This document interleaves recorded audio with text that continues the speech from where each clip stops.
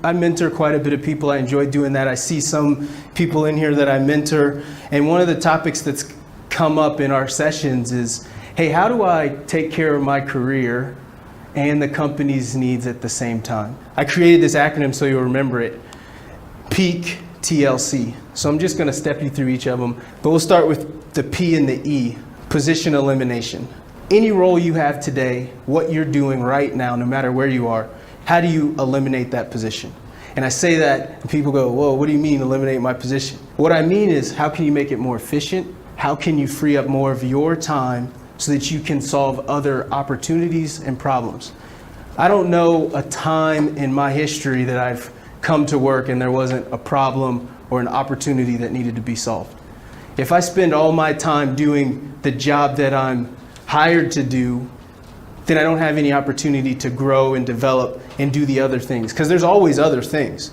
And doing those extra things is what can help you get recognized and go on to the next level. So keys, how do you do that? You can establish a process that expedites knowledge transfer.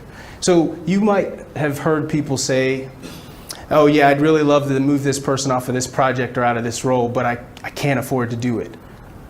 Some of that is on you, right? If you don't have a process that says, hey, here's how things work smoothly when I'm doing it.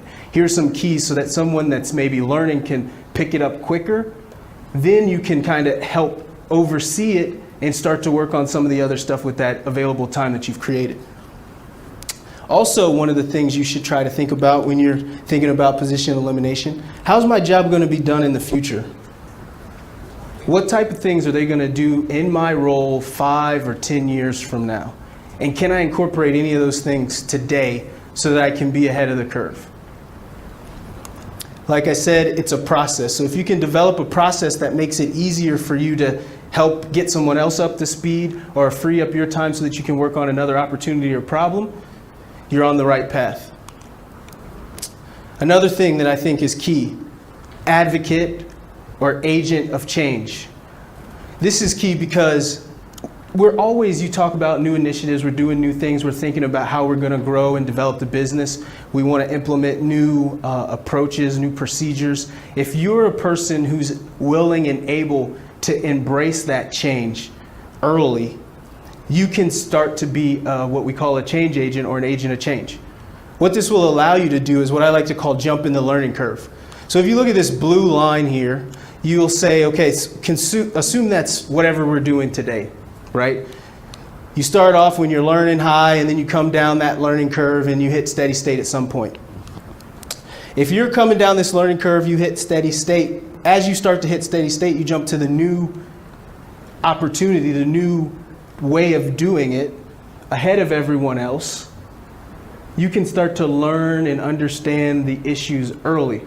Once it becomes fully saturated, everybody's going to be doing it. But if you can clock a couple of extra years or months ahead of the curve, you're that much further on your way to being able to develop yourself and become valuable for your career as well as to the company. Because the real key is creating value. You maximize that opportunity. The K in PEAK TLC is keep the end in mind. Now this isn't revolutionary, you guys know this, but I really like this this visual. Wherever you're starting today, wherever you're on your journey, there's gonna be storms. It's not if, it's when.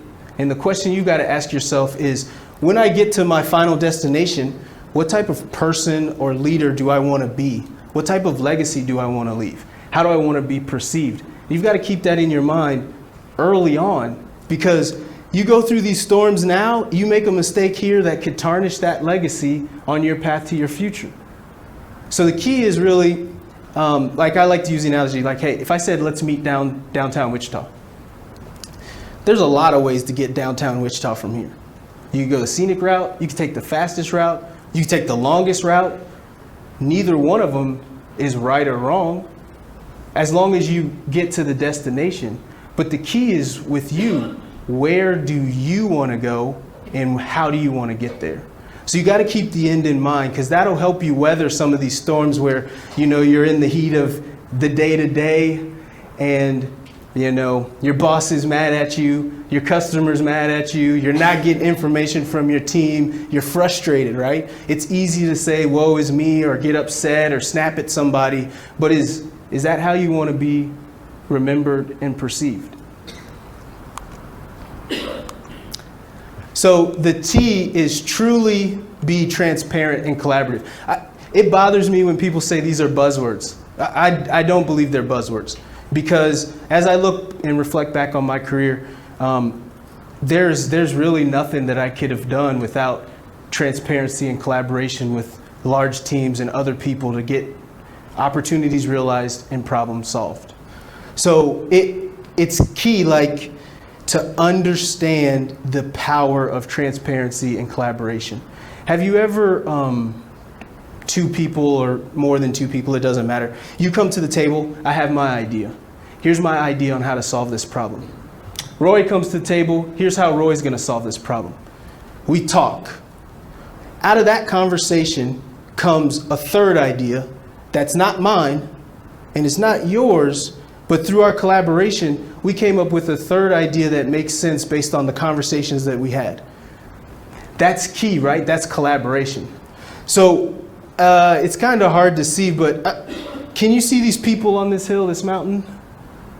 Yeah, kind of. So for perspective, you can tell that this is a huge mountain, right? That's the real reason the people are there.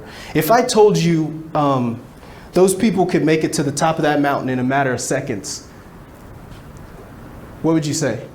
How is that possible? Right? How do you think somebody yelled something out? Anything? Sheila, how could they do it?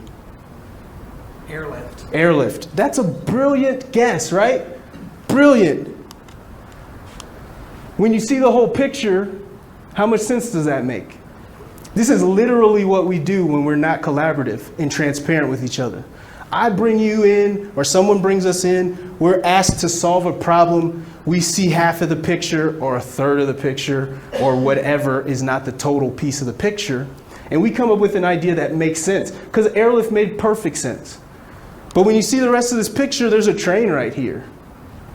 Get on the train, right? That's the easiest solution. But if we don't give each other the opportunities to see the whole picture, we might not always get to the same solution. And when you can get to the solution faster and collaboratively, you've created value.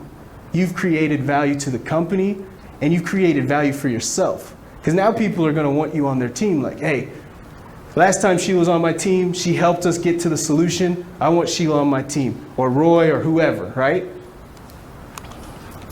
The LC in peak TLC is learn continuously. And my team knows this. This isn't news to you guys. Every week we dedicate at least 10 to 15 minutes with each other, learning from each other. It's just part of our process. Because I truly believe that nobody knows everything. You can come into a situation and you can know exactly what to do. And that's good. You can come into the situation and have no clue what to do. But you might know what not to do. And not knowing what to do, it sometimes, depending on the situation, is just as valuable as knowing what to do. So you can learn from anybody and a lot of people. And I think that you should take that opportunity to always learn, because you never know where you might get a nugget that might be relevant sometime in the future, or in the distant or close future. And I also believe that continued learning really fuels your ability and desire and your confidence to grow. Think about when you learned something that was exciting to you. Like I said, I have kids, so I'm watching this right now, learning how to walk, right? You started walking, you were kind of unsteady, you weren't sure. But as you did it more, you gained your confidence and you began to maybe run, or any other things that are derivatives of walking. This is what continued learning does for you as an individual. You start to open and expand your mind to understand other pieces of yourself and the business. And when you start to look at it that way, you can start to generate value, because you're no longer just an ME or an engineer or a planner or whatever you might be. you can master that skill and learn the next skill. And then you've created value for yourself and the company. You can care for your career with a little leadership. Leadership TLC. Remember the acronym PEAK TLC.